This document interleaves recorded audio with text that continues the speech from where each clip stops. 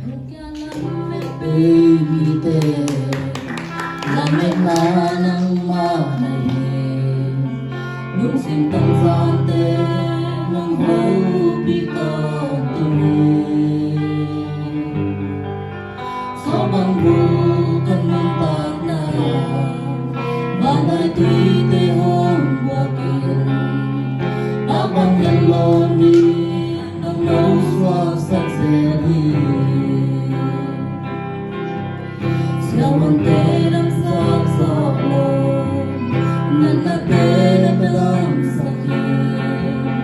Akikak ng pinay ng naman sakit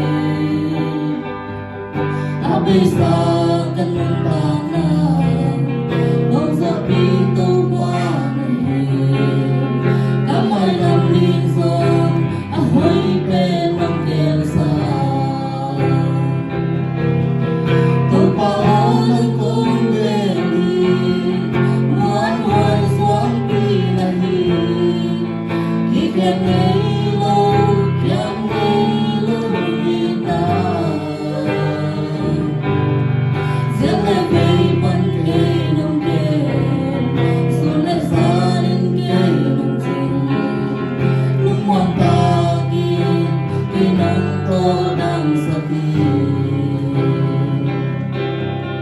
Siyawan ang saksakon Nanatay na dalang sakit Akikak ng pinay ng naman sakit Abay sa ganun panahan Huwag sa pito panahin Kamay ng linson Ahoy penang kelsa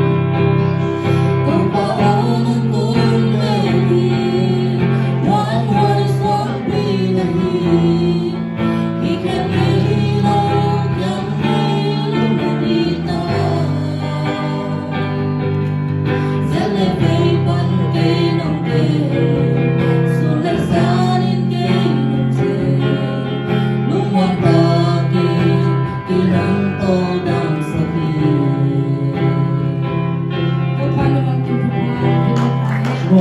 magtutupad?